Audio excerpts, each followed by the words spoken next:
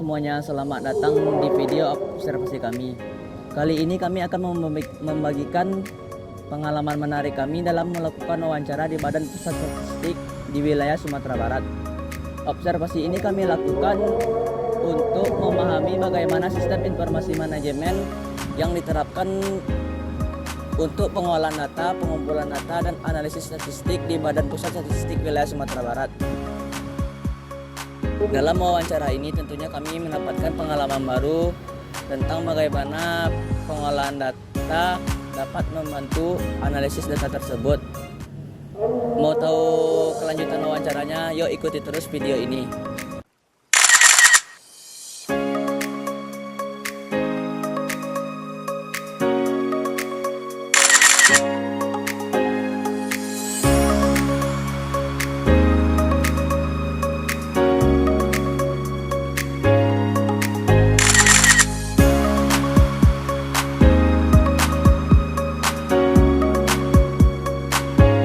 Assalamualaikum warahmatullahi wabarakatuh. Waalaikumsalam warahmatullahi wabarakatuh. Pertama-tama saya ucapkan terima kasih sebesar-besarnya kepada Bapak karena telah memberikan kesempatan kepada kami untuk melakukan observasi di kantor Badan Pusat Statistik Provinsi Sumatera Barat ya Pak. Nah, kenalkan Pak, kami salah satu dari mahasiswa Universitas Negeri Padang jurusan Ilmu Administrasi Negara akan melakukan observasi di sini yang beranggotakan saya Nila Salsabila Pak, rekan saya Ratu. Ada dari Ratu itu. Ada dari salah satu dari rekan saya tidak berkesempatan hadir karena Ada kesibukan lain. mungkin ada kesibukan. Oh iya. Baik Pak, observasi kali ini bertujuan untuk kami mengetahui bagaimana cara memahami sistem informasi manajemen yang diterapkan pada proses pengumpulan, pengolahan, dan juga analisis data statistik, serta juga bagaimana Pak efektivitasnya dalam mendukung tugas dan fungsi di Badan Pusat Statistik ini. Nah baik Pak, untuk observasi kali ini kami akan memberikan beberapa pertanyaan kepada Bapak yang akan ditanyakan oleh rekan saya yaitu Ratu. Baiklah, sebelumnya izin saya Ratu ingin menyampaikan beberapa pertanyaan kepada Bapak. Ya, terkait sistem informasi ya. Sistem informasi yang digunakan itu dibagi berdasarkan fungsi-fungsi dari kegiatan. Ada yang terkait dengan kepegawaian, ada yang terkait dengan keuangan, ada yang terkait dengan layanan IT, ada yang terkait juga dengan pekerjaan inti kita yaitu pengumpulan data. Jadi di masing-masing tugas tersebut semua menggunakan sistem informasi sesuai dengan pekerjaan masing-masing. Sistem informasi tersebut ada yang didevelop dari BPSRI secara umum, ada yang dari kementerian, juga ada yang kami develop sendiri. Jika ada tools atau fungsi yang belum lengkap, aplikasi yang secara nasional kami tambahkan. Nah itu misalnya kalau di kepegawaian ada namanya KIPAP, sistem untuk menilai kinerja pegawai, ada namanya SIMPEK, sistem informasi kepegawaian. Ada data-data pegawai, historinya, data-datanya, file-file tentang pegawai tersebut, surat-surat, SK segala macam ada di dalam itu semua. Jadi data tentang diri si pegawai administratifnya ada di SIMPEK. Kemudian SIMPEK, KIPAP, kemudian ada back office, ada back office. Back office itu aplikasi tentang keuangan. Jadi aplikasi SIMPEK tadi akan terhubung dengan aplikasi KIPAP tadi, akan ada hubungannya dengan pencairan anggaran. Contohnya gaji orang, absennya, tunjangan kinerja. Ada lagi namanya aplikasi absensi terhubung dengan SIMPEK, terhubung dengan KIPAP.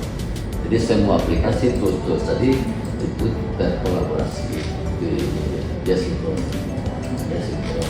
Kemudian kalau untuk yang keuangan, di keuangan sendiri ada aplikasi yang tersinkron juga dengan Kementerian Keuangan. Nah, jadi dengan Kementerian Keuangan ada lagi hubungannya. Tidak juga cuma di aplikasi di Kementerian Keuangan saja, ada aplikasi yang dengan pihak BPS-nya ada aplikasi dengan BPS Provinsi Sumbarnya sendiri, karena kadang-kadang fitur-fitur yang dibuat oleh pengembang situs atau tidak belum komplit memenuhi kebutuhan dari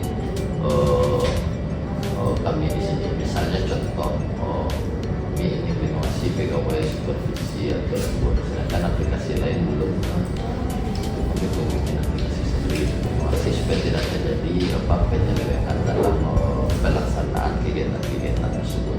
Aplikasi kontrol kami buat sendiri di sini. Itu baru dari pendukung kantor. Ada lagi namanya untuk layanan TI, ada lagi namanya Sibeker ya untuk layanan TI di internal BPS kantor ini saja. Untuk ke BPS RI kami juga didukung oleh namanya Halosis. Kami kalau ada yang kami tanya ke BPS RI, kami via aplikasi juga, sudah via aplikasi juga berkomunikasinya ke BPS RI. Untuk teman-teman dari kantor ini ke kami sebagai tim IT dan TI itu komunikasinya ada lagi aplikasi. Jadi sudah baik aplikasi, tidak baik telepon lagi, ini besar ini minta ini juga, itu sudah ada semua. Dan nanti itu tersinkron dengan tim pengarah, misalnya laptop rusak ganti layar, itu langsung otomatis nanti yang handle pejabat pengadaan kami lagi, karena tidak mungkin ya dari si dia pergi belanja lagi begini semua ya. Karena itu sudah teratur di dalam sebuah sistem yang sebenarnya sistem yang banyak itu jadi PR jadinya apa mengkolaborasikan sistem itu jadi satu, itu sedang progres karena kan ini bikin ini ada kreatif dibikin lagi bagaimana itu secara umum ya pengen sistem informasi di sini itu termasuk di pekerjaan di layanan pun layanan data ada namanya PSD, ada namanya sudah online ya teman-teman bisa ini ada via Android juga bisa ada namanya All Star itu untuk pelayanan data bisa minta data apa bisa chat ada layanan chat online langsung di websitenya ada ya sudah di layanannya juga bisa full via website tanpa harus datang ke sini. Nah itu untuk layanan untuk ke masyarakat ini ya masyarakat luar tanpa harus datang ke sini sudah bisa via layanan via web itu manajemen sistem informasinya kemudian ke layanan itu kemudian di aplikasi di pekerjaan core kami ya pekerjaan di kami itu ada aplikasi pendukung gitu. Jadi jadi sistem pendataan itu ada dua, KEPI pakai gadget sama pakai kertas. Kenapa masih ada yang pakai kertas? Karena ada beberapa kegiatan itu kuesionernya ini ya masih dengan berbagai pertimbangan masih kertas. Nah, sedangkan sudah banyak juga sudah beralih ke gadget ya. Sudah ada aplikasi kami jadi dalam satu aplikasi itu namanya aplikasi Fasid nama aplikasinya itu untuk melakukan pendataan. Jadi aplikasi tersebut teman-teman pendata di lapangan yang ini ya mendata ke lapangan teman-teman tersebut data ke lapangan pakai aplikasi Fasid. Nanti ada lagi kami data termasuk ke kami di sini kami bisa melakukan pengecekan dan monitoring dari data yang masuk tersebut. Kemudian ada lagi namanya sistem untuk pengecekan akurasi data itu dengan query artinya kita mencari anomali dari data tersebut ya dengan sistem dengan bahasa SQL.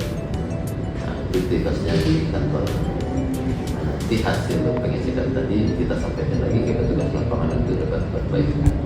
Nah, nanti hasil data tersebut nanti terkoneksi juga dengan dashboard aplikasi dashboard yang progres dari pendataan itu akan nampak real time. Kemudian hasil pendataan bisa ditabulasi tabulasinya itu real time muncul ya. Sudah ada sistem begitu pendataannya. Jadi pendataan sudah paperless sekarang. Kita juga sedang menuju itu meminimumkan penggunaan kertas dalam pendataan. Mana ada beberapa survei karena permintaan dari pendata ini ya pertanyaannya sangat kompleks kita masih minta dari pencatanya minta petugas kita yang minta kertas saja belum siap kami minta ke KPI. Tapi ada beberapa sudah kami paksakan kita suka ada suka kalau nggak bisa ya out aja dari itu untuk informasi yang jelas ya, itulah secara umum ya. Seperti mungkin yang kami jelaskan tadi, sistem itu jelas sangat membantu ya, dari sisi kecepatan, biaya juga ya, sudah paperless, kemudian biaya transportasi, rapat, pertemuan itu sudah minim ya dengan adanya sistem informasi tersebut. Sehingga juga kemudian memudahkan kami memonitoring kegiatan tersebut real time, kemudian mencarikan solusi-solusi dari permasalahan tersebut ya. Dan adanya keterbukaan informasi, jadi tidak ada lagi yang misalnya dia belanja, kita sih belanjanya cuma dia tahu, kita siapa yang belanja ini, tak ada kita order belanja ini, ketahuan dia mau curi. Jadi dengan adanya sistem informasi ada keterbukaan, kita bisa kontrol semua hal-hal yang dilakukan di dalam itu.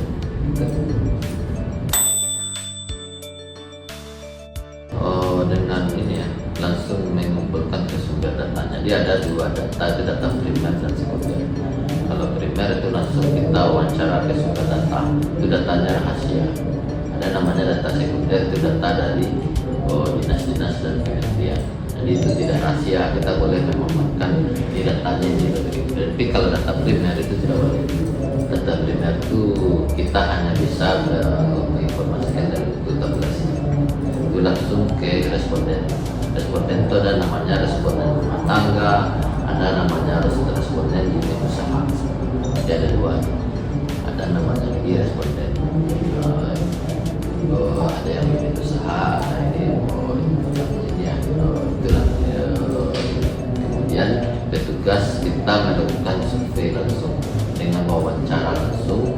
Ada juga wawancara itu ada wawancara langsung dengan tatap muka dan melalui web juga ada, melalui web wawancara melalui web juga ada.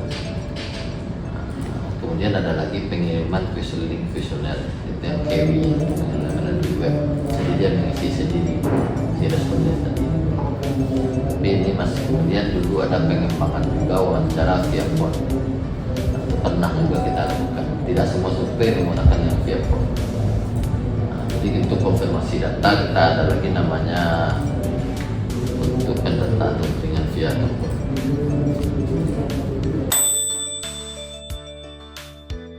Data yang harus digunakan masukkan ke sistem, karena pendataan ada sistem KPI ya, langsung dengan handphone yang masukkan ke dalam sistem via handphone. Kemudian ada dengan KPI kertas paper.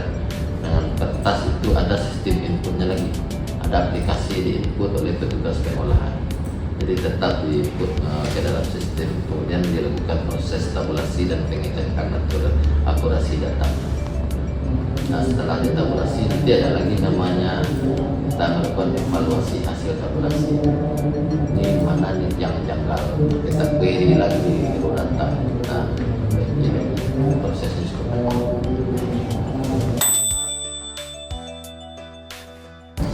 Sering sekali dan real time setiap waktu ya.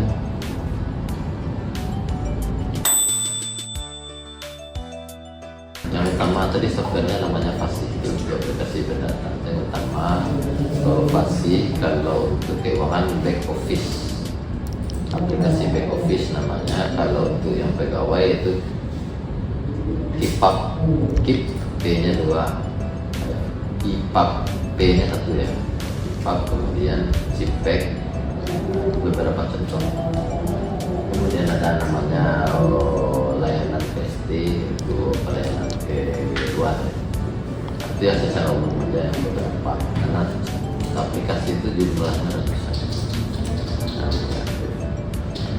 Sehingga kami harus bikin lagi aplikasi repositorinya untuk searching kayak Google.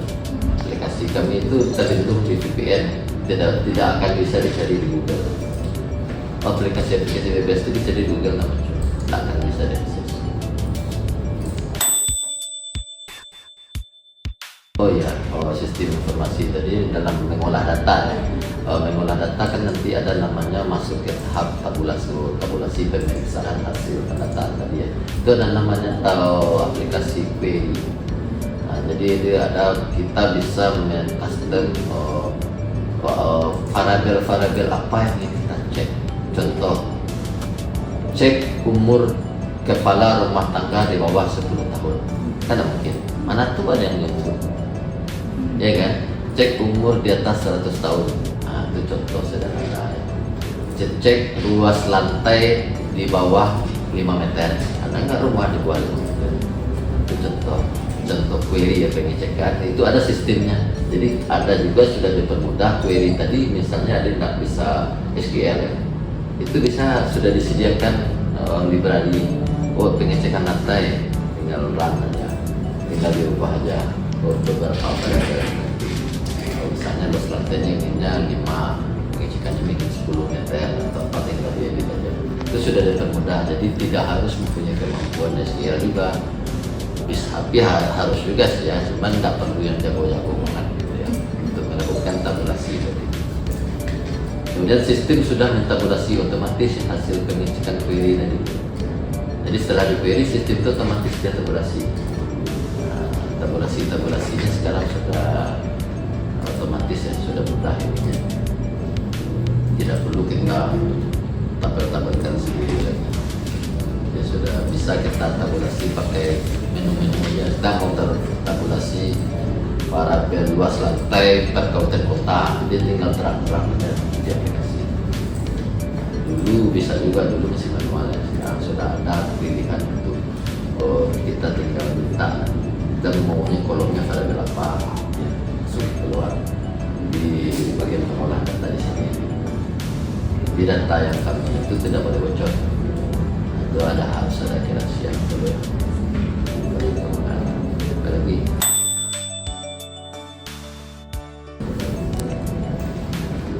Oh, sangat mudah ya. Walaupun tidak ada basic IT, makanya segala sesuatu itu dibuat ke aplikasi. Artinya apa, orang tinggal pencet tombol aja lagi ya. Sudah tidak membutuhkan career khusus, walaupun tidak pintar, walaupun gaptek apa dia bisa melakukan. Market kita di mengolah data harus pintar, programnya kita berusaha membuat sistem itu semudah mungkin. Bukan programmer bisa mengolah data.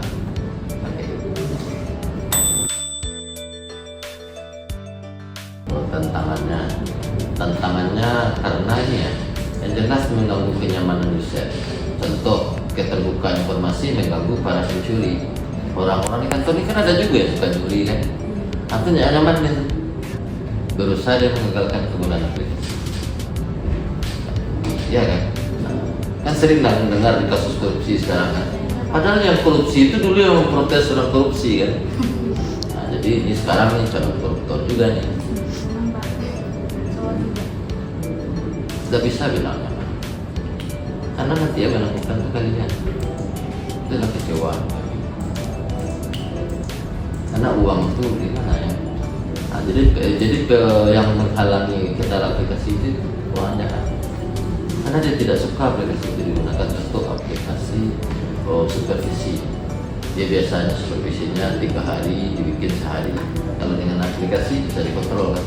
Ada data lokasinya kita ambil per 10 detik. Nah, itu nggak mau dia pakai ribet bla bla bla. Jadi mereka tidak suka keterbukaan.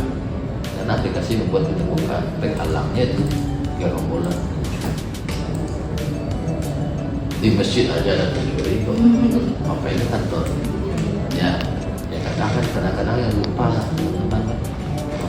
Kerja di kantor. Mana dia nyuri? Anak-anak nggak tahu. Itu contoh. Jangan ambil hati ya. Karena itu pengalaman kerja Pak. Itu salah satu itu pengalamannya. Kemudian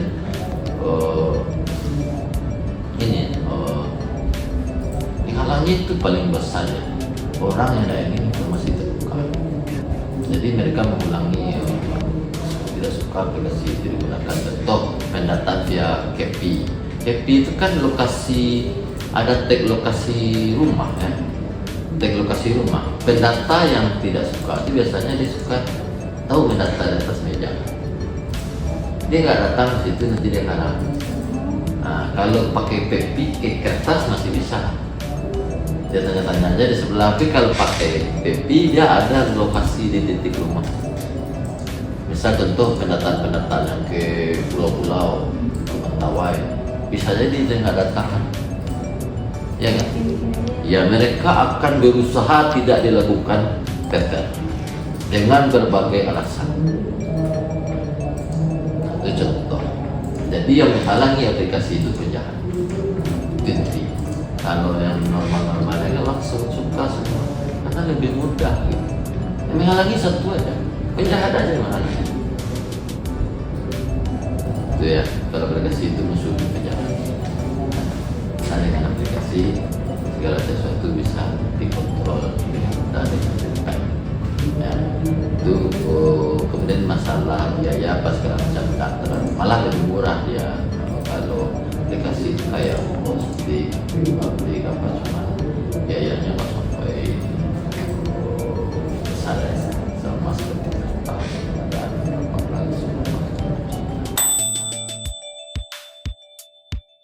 Ya, mengatasi tantangannya jelas kita harus dari level pimpinan memaksakan itu digunakan. Dari pimpinan memaksakan, kalau pimpinannya tidak suka itu digunakan, berarti dia bagian dari tadi loh, iya kan? Hanya kata pimpinannya ya jelas.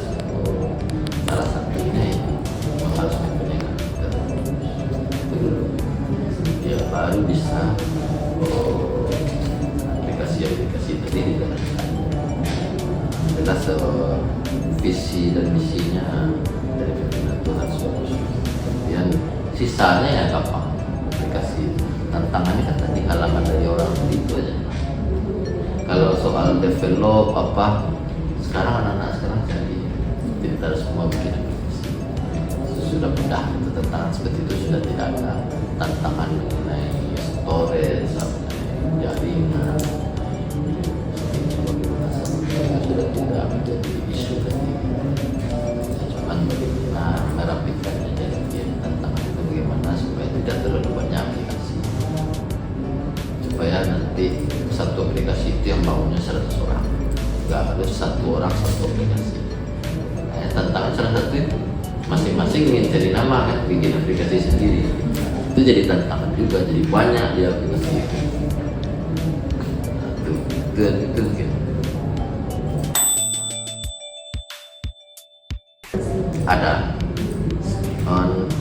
Ada pelatihannya, tapi semacam briefing. Briefing ini kalau aplikasi itu lebih mudah, beda sama yang aplikasi ada pelatihan. Kalau aplikasi tidak pakai latihan, dia cuma briefing aja. Kemudian ada buku panduan, ada video tutorial langsung. Jadi cuma briefing itu sekedar aplikasi ini tuh ini loh, fiturnya itu ini loh gitu. Nah, jadi yang sisanya itu user yang belajar gitu. Nah, itu enaknya kalau sistem informasi. Sistem informasi itu kelebihan. Tidak perlu bikin pelatihan yang menginap orang sekian hari di hotel, tidak perlu. Cukup briefing jam 9 sampai jam 12 via bisa via Zoom. Tidak harus juga kita tatap muka, ya kan? Nah, kita sudah kita jelaskan sistem transparansi contoh ya, di keuangan yang perlu transparansi contohnya. Mereka mengupload bukti transaksinya, kapan transaksi, kemudian juga sudah lokasi, misalnya lokasi, misalnya orang perjalanan dinas lokasinya ada, fotonya sudah ada lokasinya, segala macam. Kemudian semua orang bisa melihat laporan itu. Jadi kemudian juga di sisi data, kita pengumpulan data, hasilnya langsung bisa dilihat dengan baik oleh beberapa pengguna data. Ada yang bisa dilihat dengan baik. Cuman hasil kalau di pengolahan data kan ada nama tidak boleh, itu masih rahasia di kami sebelum dirilis.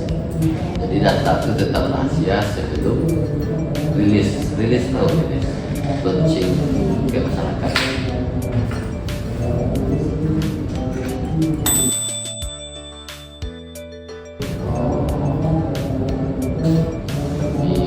Kami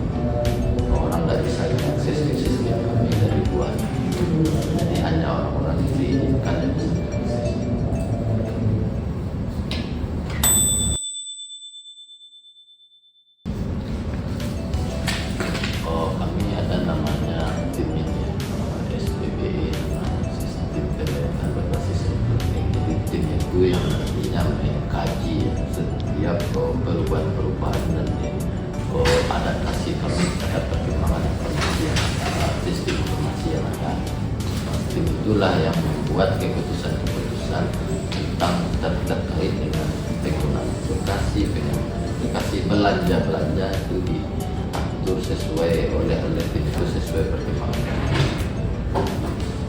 Kayak gitu ya, mereka yang mengatur supaya belanjanya efektif, efisien. Nah, contohnya misal sekarang semua orang sudah aplikasi banyak yang sudah buat investor, mereka bayarkan investor, jadi semua developer bisa upload di ya. Kemudian untuk tidak zamannya lagi memakai aplikasi bayaran, jadi mereka yang mengatur supaya aplikasi yang digunakan mulai dari sistemnya apa segala macam aplikasi yang ya. Lalu bagi semua mahal, tapi ya pemerintah harus mencoba untuk beradaptasi. Paling selalu ada rencana, setiap hari itu harus ada rencana baru. Rencana-rencananya ya banyak. Jelas terakhir kami dalam kolaborasi pada aplikasi yang ada di satu aplikasi dikembangkan oleh orang, tapi selama ini terjadi kan satu jenis aplikasi dikembangkan oleh masing-masing membuat ratusan aplikasi yang fungsinya sama. Sekarang dalam proses ini juga ada lagi.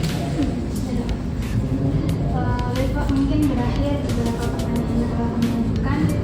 Terima kasih Pak mengucapkan atas segala ilmu atau informasi yang Pak berikan kepada kami. Semoga kedepannya bermanfaat bagi kami ya Pak. Ya, sama-sama. Nah, demikian wawancara kelompok kami, yaitu kelompok 8 bersama salah satu perwakilan dari kantor Badan Pusat Statistik Provinsi Sumatera Barat.